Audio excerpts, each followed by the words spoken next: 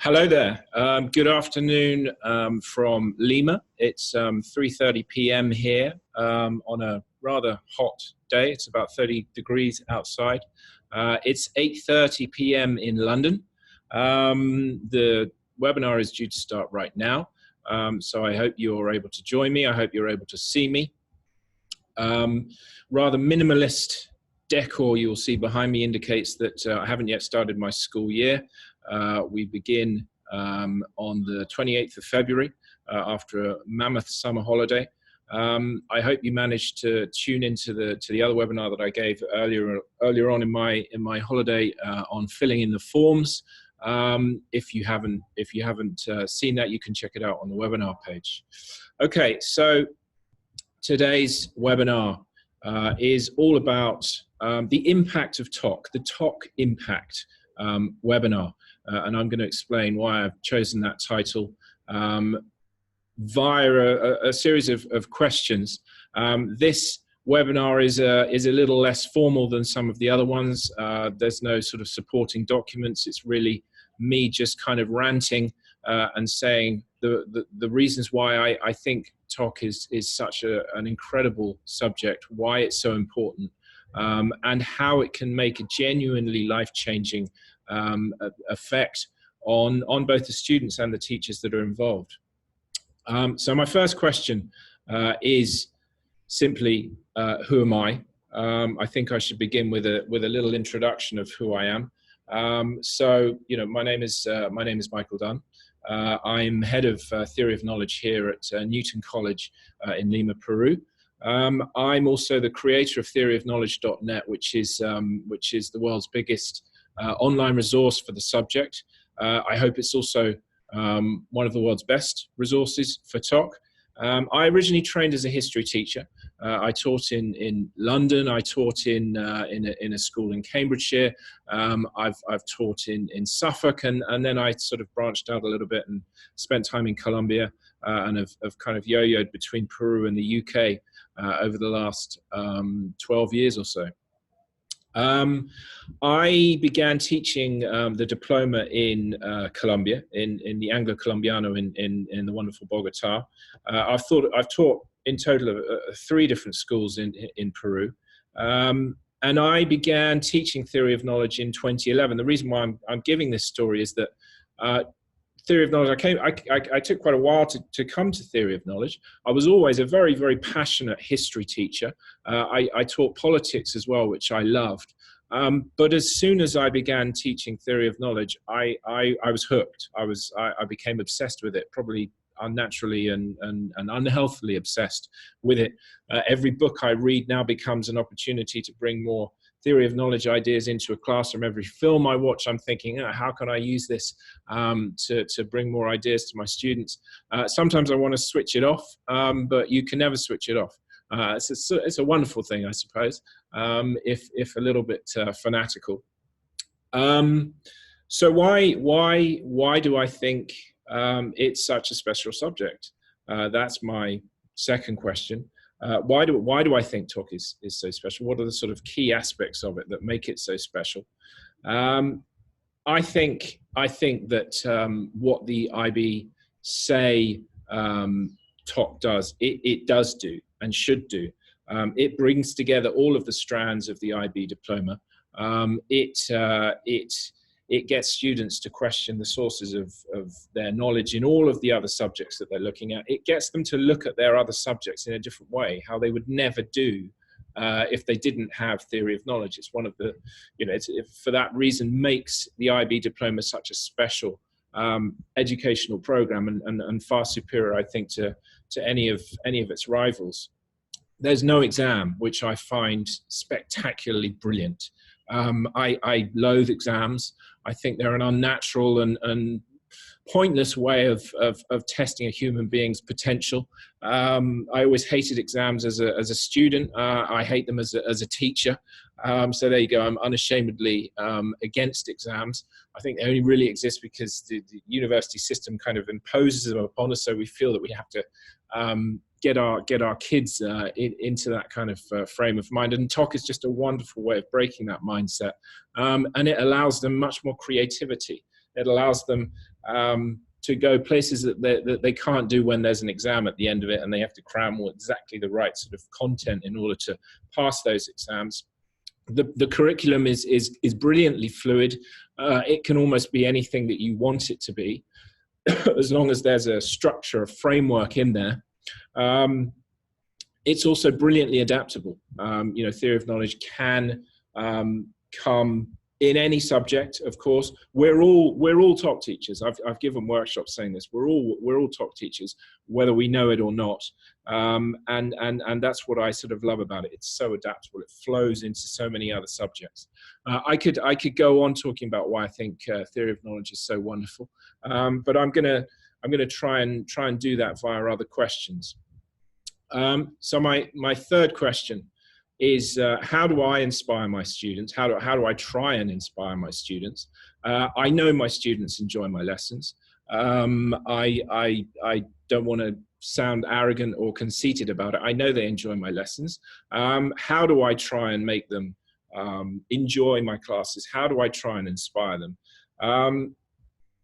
I start very, very solidly by explaining the purpose of theory of knowledge. I think this is a mistake that some people make. They don't spend time acclimatizing students to theory of knowledge. It's a slightly strange subject. It's assessed in a different way. It's mandatory, so you've got people who don't think that they want to be there. I try and change that mindset, but they don't want to be there. They haven't chosen this. What am I doing sitting in this room? And I'm quite clear. There are very, very concrete purposes of TOK. I give them three. I outline three purposes of theory of knowledge. I tell them it's about critical thinking.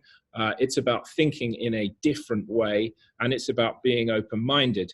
And I give them sort of practical examples of those three things, and try to get them to understand that this is an incredibly meaningful subject. And they get that, and they appreciate the time you spend with them, getting them used to it and explaining them why they're doing it, because I think they often are sort of told not to ask that question. Why are we here? What are we doing? And I think that's the question that I come back to as much as I possibly can whilst I teach the subject. My students have a role in creating the course. It's an empowering experience for them. To realize that their experiences are one of the kind of key aspects that we're going to be looking at in the course. They're one of the key aspects that they're going to use in their presentations and in their essays. So they really feel that they are enfranchised by the subject, that they have a role in creating it and shaping it, which I think is a really important part of theory of knowledge.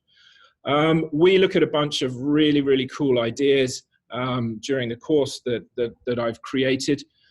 Excuse me. We look at some amazing thinkers, and they appreciate that. They get that. They realize how cool these ideas are that we're looking at. Be it Kant or Mill or Paul Bloom or Peter Singer. Philosophers, scientists, artists. They're looking at some amazing people, and I'm very passionate about that, and they feel my passion. But quite often they don't need my passion. They get it themselves. They understand as soon as we come across something or someone that is absolutely amazing. So the content of the course is amazing. You can make it as amazing as possible. You can look at the most extraordinary people in history. The thing I love to do, that I think the thing that I like more than anything else in theory of knowledge, I use it as a way of busting assumptions. That's the term that I like to use, busting assumptions. They come into their class with certain assumptions about the way the world works, the way they see the world, and I take great delight in undermining those assumptions, probing those assumptions, questioning those assumptions, and it's just an extraordinary experience to see them realize, wow, my sense perception is actually constructing this world in a way that makes sense to me, and it could be completely different to the way you see it. It's fantastic, just bursting those assumptions that they've had about the world, about how we create knowledge and how we gather information about the world. So within every unit that I teach, I try and have a big assumption that I question, and I get them to question, and they're shocked. They're quite often shocked. I mean, I'm always happy when my class is on the sort of verge of a rebellion, when they're saying, no, this can't be true, this cannot be true. And they literally can't believe their eyes or their ears, and we have some fantastic discussions. And they love those experiences. They absolutely love those experiences. Central to each of the units, I have a big sort of experience that I try and give them. That might be an assumption that they're busting. It might be a speaker who comes in and gives them a profound kind of talk on something. There's a film director that I know in town that we use who's a great example of an experience that they have. We might go out into the city and go and see an art exhibition or something like that. We might have a sort of focus on an ethical issue that's going on that they all sort of role play and sort of go over and question their routes towards a kind of moral judgment.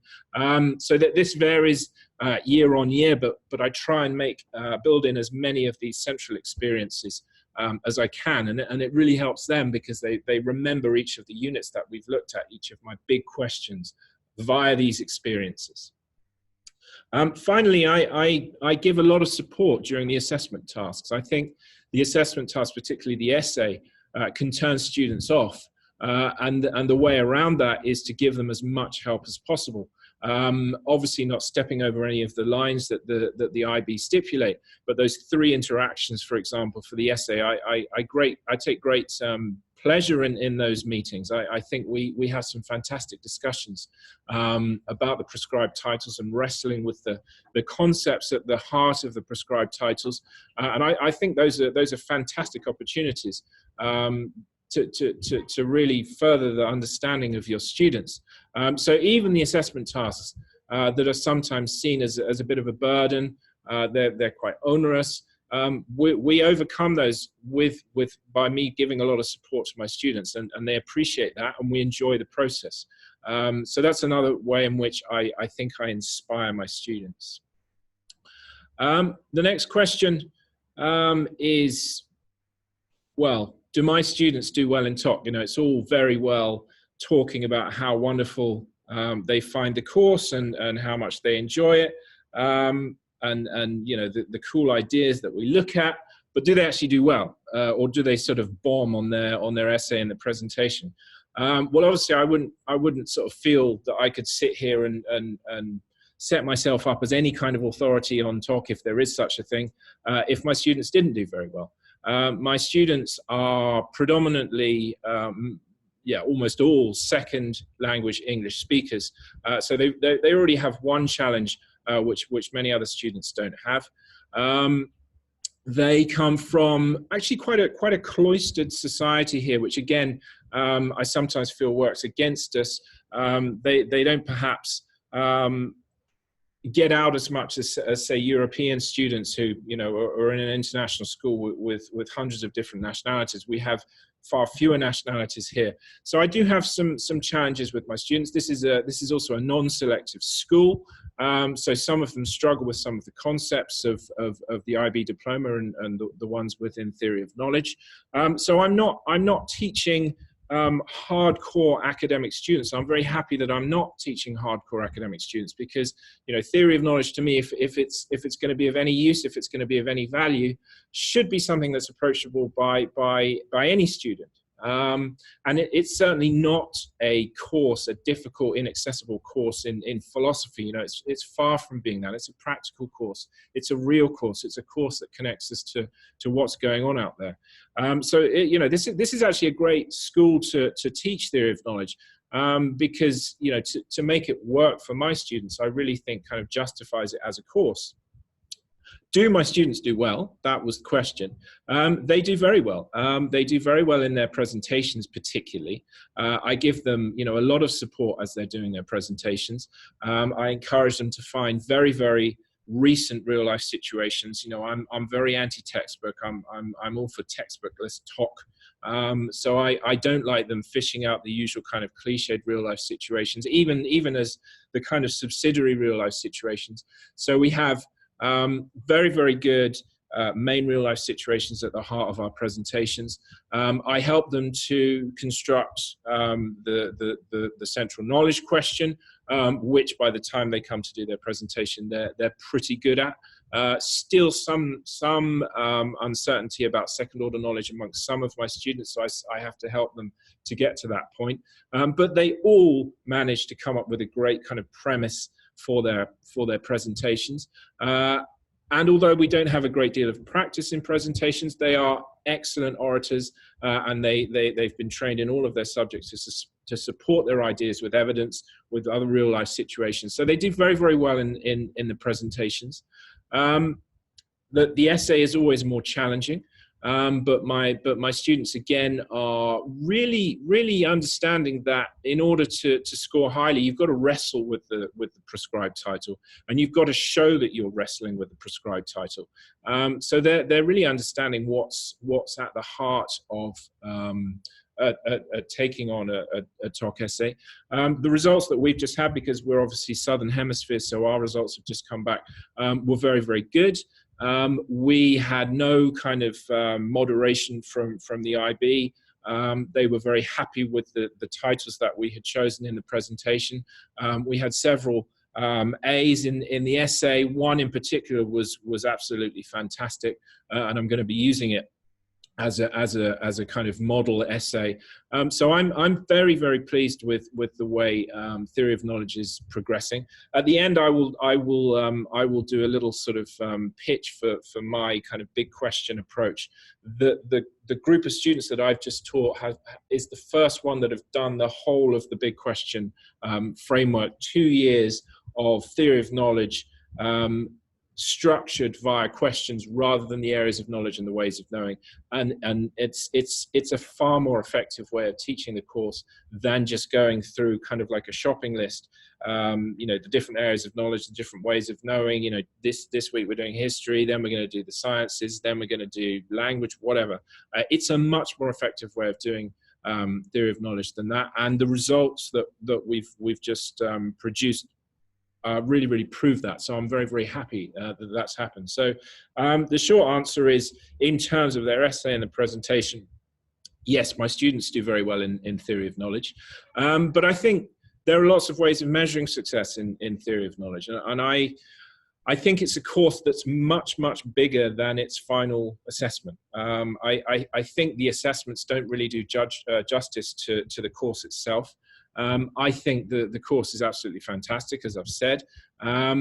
And what my students take away from theory of knowledge, of course, is far more than just a grade for a presentation and a grade for an essay.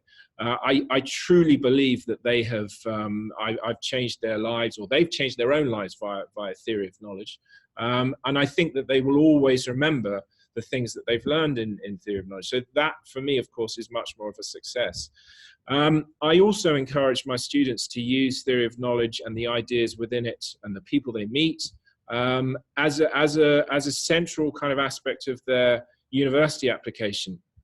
And even though our grades here were this year not perhaps as strong as some other years, we have continued to have huge amounts of success in getting our students into international universities.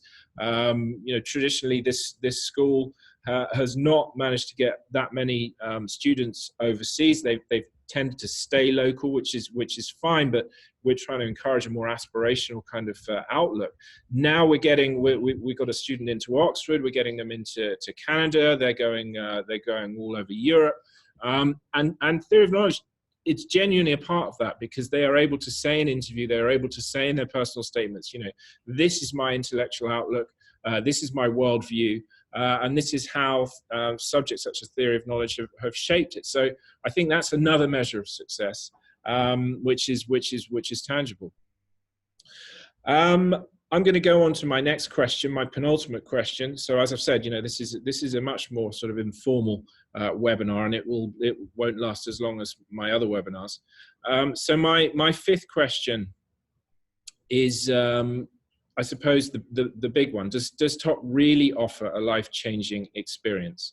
And of course, I wouldn't have set this webinar up if I didn't think the answer to that was yes. Of course, I think it offers a genuinely life-changing experience for its students, for its teachers, and perhaps even for the parents as well, if they are taking sort of note of what's happening in the classes. And I hope that I managed to encourage them to get involved as well.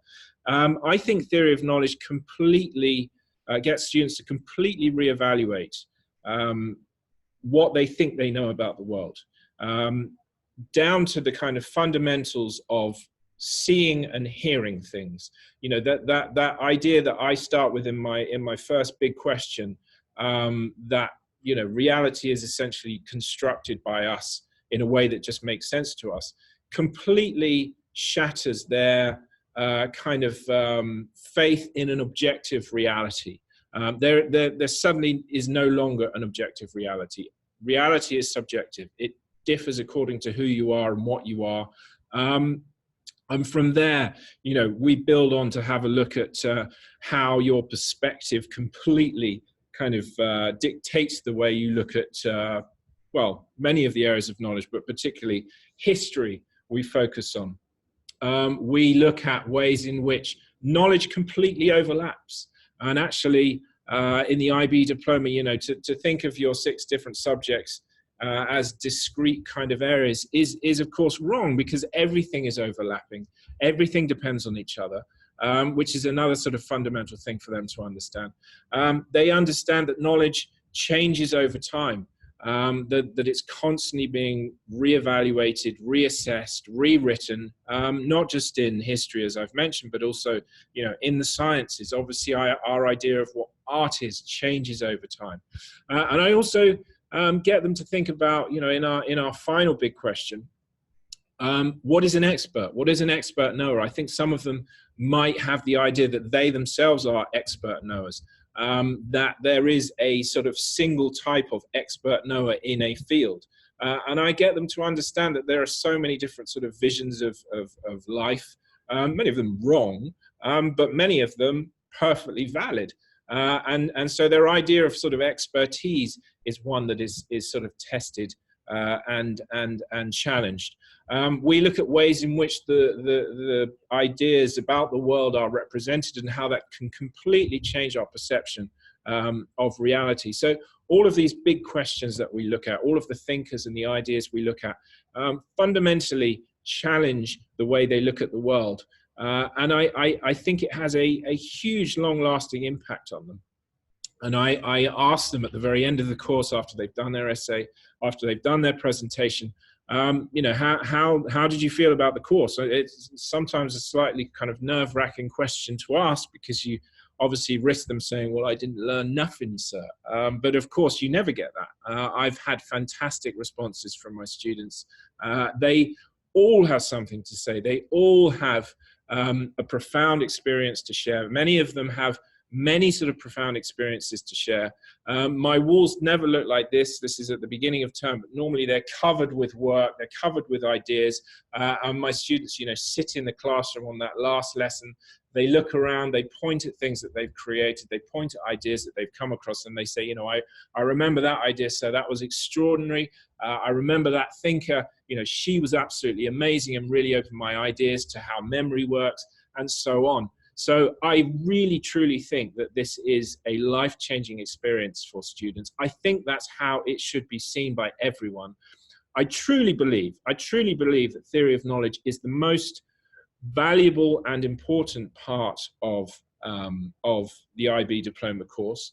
I think you'd almost teach the whole by via TOK, and just, you know, rather than the subjects, teaching the subjects and mentioning TOK, you could do it the other way around. Teach TOK, just teach TOK, and sort of mention the other subjects. I haven't managed to persuade my sort of management team here that that's the way it should go. But I truly believe, after having been a kind of die-hard history supporter, I truly believe that theory of knowledge is the most wonderful experience that the students have, and the most useful one. So it becomes theory of knowledge becomes a kind of lens that they can look through to examine their own lives, and to examine the culture that they come from, and to examine the kind of wider world. All of those terms and ideas that initially seem a little bit heavy, a little bit hard to kind of remember all the areas of knowledge and the ways of knowing, they become a kind of lexicon, the keys for them to understand the way the world works. And I think it's a wonderful course. And as I say, I don't think it just changes students' lives. I think it changes teachers' lives. I've got a new teacher of theory of knowledge working with me since last year, and he is, just overwhelmed by how wonderful the course is. He absolutely loves teaching theory of knowledge, and it's fantastic introducing it to other teachers and sort of bringing them on board. So that's my kind of pitch. That's my passion for theory of knowledge. I think schools should give it an absolutely central place, because I think it's such a rewarding subject for people, and I think it's never been more important than it is right now in this world that we're living in. Okay, so I've got a sort of final question, which is more of a kind of I don't know, mercenary question, if you like. It's a pitch for me. It's self-interested. I mean, I do this because I'm passionate about theory of knowledge, but I'd also like to welcome more members to my website. Theoryofknowledge.net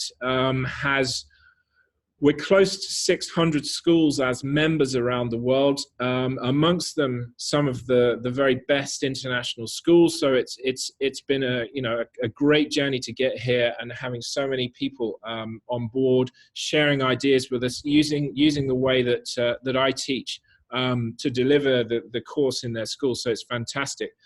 So just a little kind of outline of what you receive if you're not already a member. I mean, if you remember, turn off the recording now and go and make a cup of tea. If you're not a member, you might be wondering, what do you get as member of the site? If you're a full access member, that means you have access to absolutely everything that I've ever produced for theory of knowledge. Principally, that means the sort of thing that I'm proudest of is the big question framework to theory of knowledge. This is a series of 8 big questions. All of them asking students, demanding that students consider a number of different areas of knowledge and ways of knowing. I don't think areas of knowledge and ways of knowing should ever be taught on their own. I think they should always be mixed together. And my units, my 8 big questions, demand that they look at many of the areas of knowledge and ways of knowing. I also have each unit, each big question has 8 or 9 fully resourced lessons. On top of that, you have an introductory unit which lasts about 3 or 4 weeks, and you have a lot of different lessons on the essay and the presentation. I've now ordered those into 2 different routes. So if you take the presentation, if you run the presentation at the end of your first year, that's one route. If you run the presentation at the very end of the course, which gives you a little bit more time, that's another route. So I've got 2 sort of series of lessons on the 2 presentations, including exemplar presentations, exemplar PPFs, exemplar PPDs. So there's a lot of support on there. So the big question framework I now think is working fantastically well. All of the feedback that I've had from schools around the world, from the States, from Europe, from Africa, from Asia, everyone has said how much that they're enjoying it, and it's sort of breathed new life in. So I'm very confident that it's the best way of teaching theory of knowledge. On top of those lessons, 100 or so lessons, you also get access to the monthly newsletter. This gives you 20 real-life situations, obviously totally up-to-date real-life situations that have just happened in the month before. I unpack 15 of them. I don't do too much. I give a few suggested knowledge questions that might be asked. I link it to the big question. I link it to areas of knowledge and ways of knowing. But then I give some suggestions of how it might be analyzed, the kind of questions that students could ask, kind of activities that might work very well with those real-life situations. So you receive that every single month. You also have access to the archive of newsletters going all the way back to November 2014. So there's a lot there that you can use as resources for lessons, for presentations, for essays, all of that kind of stuff. It's very, very useful. There's more as well. I have about 100 TED Talks that I have kind of turned into sort of TOK-friendly lessons. So the TED Talks are they're all accompanied by questions with the sort of moment in the TED Talk that those questions could be answered, series of suggested answers for those, and then kind of follow-up activities that you might run after you've seen the TED Talk. I've also put on the site a series of 10-minute TOK lessons. These are lessons that aren't necessarily for TOK teachers. They could be used by any subject teacher to bring TOK into their classroom, and I've kind of arranged them by subjects. So, you know, your history teacher can find some, your science teachers can find some, and so on. They're also, I'm a big film fan. And I like teaching. I like teaching TOK, sometimes not via real life situations, which I know is kind of almost a sin to not do that. You can't use fictional pieces of evidence as ways of supporting ideas in the essay or the presentation. However, I think that films are a fantastic way of engaging students, fantastic way of getting them to ask questions. So there's a series of films that I think work really, really well in theory of knowledge, and a series of questions that accompany those. You've also got access to some of the older resources that I produced, a whole series of lessons called the TOK sessions.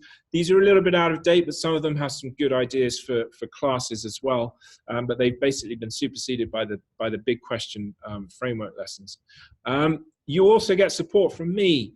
Unlike a textbook, if you're reading a textbook and you come across something and that really doesn't make sense or that really doesn't seem to work, you can write to me. I'm here. I'm very good at replying to emails. So any of my resources that you use, that you think, now how best could I use that? You can write to me, and I will get back to you very, very quickly. Depending on the day that you write. In the week, I'm very, very quick. Over the weekend, I might need a couple of days to think about your question and get back to you, but I'm always here. I'm always ready to receive emails.